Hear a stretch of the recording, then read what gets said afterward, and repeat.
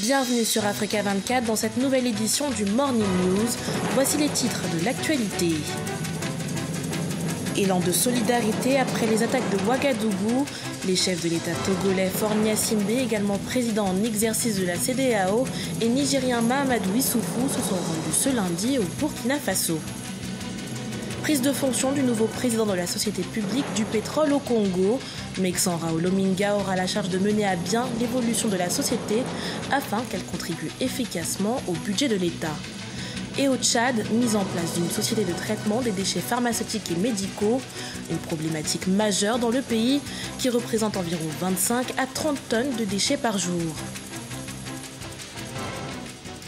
Ouagadougou, la capitale du Burkina Faso, a accueilli les présidents nigériens Mahamadou Issoufou et togolais Faure Gnassingbé, également président en exercice de la CEDEAO, ce lundi 5 mars. Objectif de cette double visite présidentielle, afficher une même détermination face au terrorisme après les récentes attaques qui ont meurtri la capitale burkinabé. Solène Duplessis.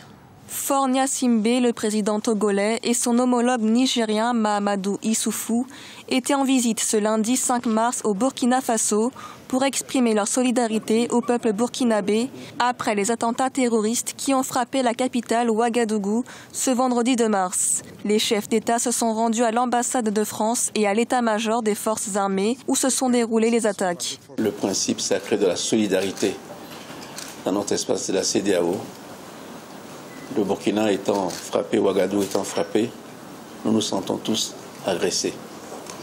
Ce double attentat est la troisième attaque terroriste en 2 ans dans la capitale burkinabé. Des attaques fréquentes qui marquent l'importance de la lutte contre le terrorisme et l'urgence d'une mise en action rapide de la force du G5 Sahel. Le terrorisme, je l'ai déjà dit, c'est une lutte de longue haleine. Et dans ce combat, aucun sacrifice ne sera de trop pour la défense de notre patrie. C'est vrai, les événements récents ont certainement ébranlé le peuple burkinabé, mais je dois pouvoir vous rassurer que le peuple burkinabé restera debout et que nous arriverons au bout du terrorisme, quels que soient les sacrifices que nous devons consentir. Le secrétaire permanent du G5 Sahel, le Nigérien Maman Sambo Sidikou, devrait précéder les 2 chefs d'État dans leur visite de soutien auprès des autorités burkinabées. Le 23 février, la communauté internationale avait accordé un soutien financier à hauteur de 414 millions d'euros à la force du G5 Sahel dans sa lutte contre le terrorisme. Un soutien qui devrait permettre à la force militaire constituée de 5 pays africains, dont le Burkina Faso, d'être opérationnelle d'ici ce mois de mars 2018. Meksan Raolominga est officiellement le nouveau directeur général de la Société nationale du pétrole du Congo. Cet expert comptable, agréé par la CEMAC, a pris ses fonctions le lundi 5 mars, 5 jours après sa nomination. Au cœur de son cahier des charges, Meksan Raolominga a pour mission d'assurer une meilleure productivité pour la SNPC et ainsi contribuer considérablement au budget de l'État. Deva Panzou. Le nouveau directeur général de la Société nationale des pétroles du Congo a placé son mandat sur 4 axes prioritaires. L'amplification de la productivité, l'amélioration des conditions d'approvisionnement du pays en produits pétroliers, l'amélioration des performances internes pour une meilleure contribution au budget de l'État et le renforcement des capacités de l'ensemble du personnel. C'est une mission très lourde. N'oublions pas que nous avons le mandat de l'État pour commercialiser sa part de brut.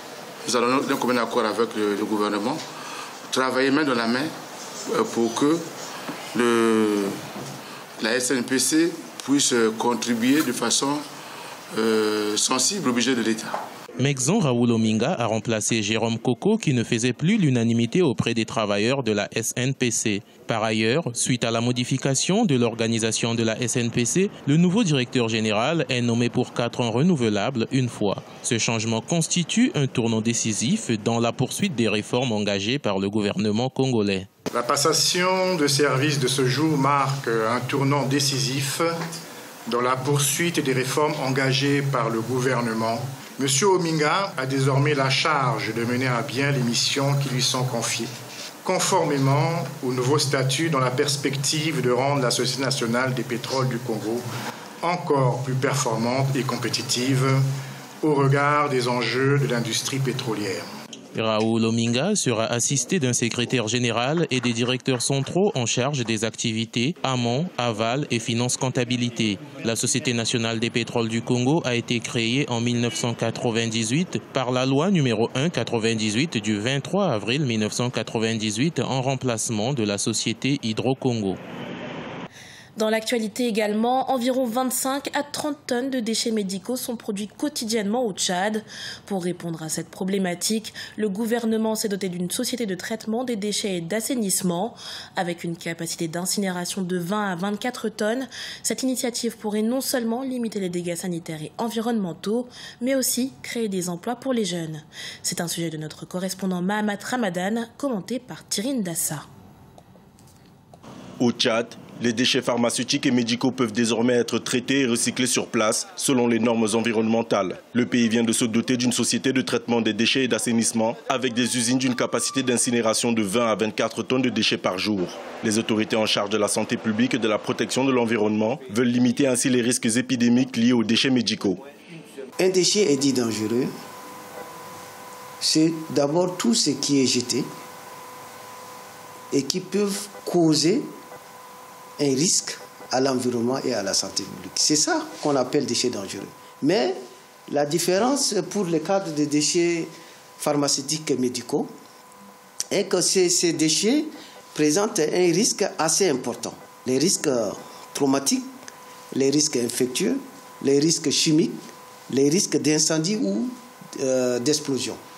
Selon certains experts, le traitement des déchets médicaux pourrait non seulement réduire les risques liés aux contaminations des objets médicaux usés, mais aussi pourrait créer des emplois aux jeunes. Ils estiment que le recyclage de certains objets pharmaceutiques pourrait aussi générer des revenus.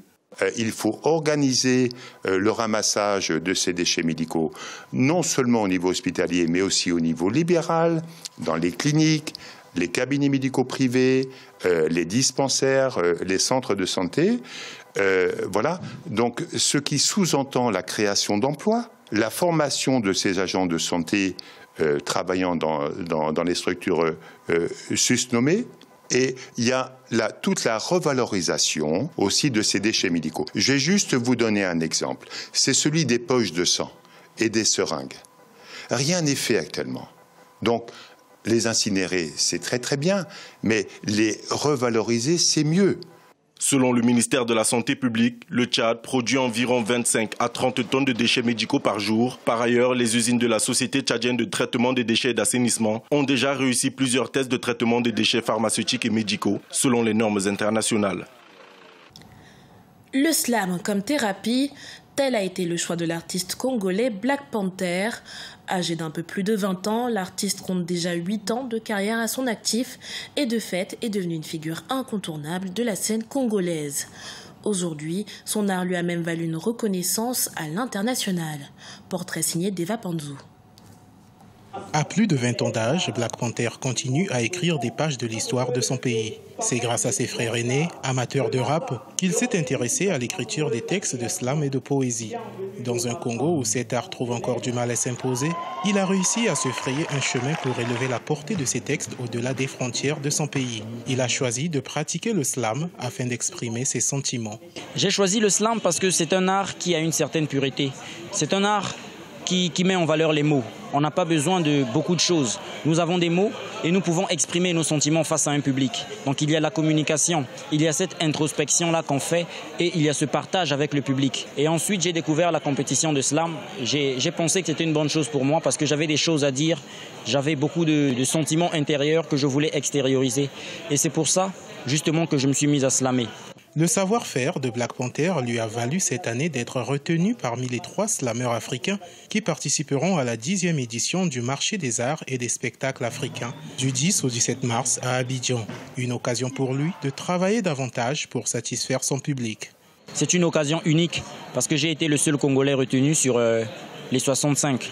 C'est une occasion unique aussi parce que c'est le plus grand marché de l'art en Afrique. Donc c'est important pour moi de travailler davantage, de faire à ce que mon spectacle soit acheté par le plus grand nombre des opérateurs culturels présents.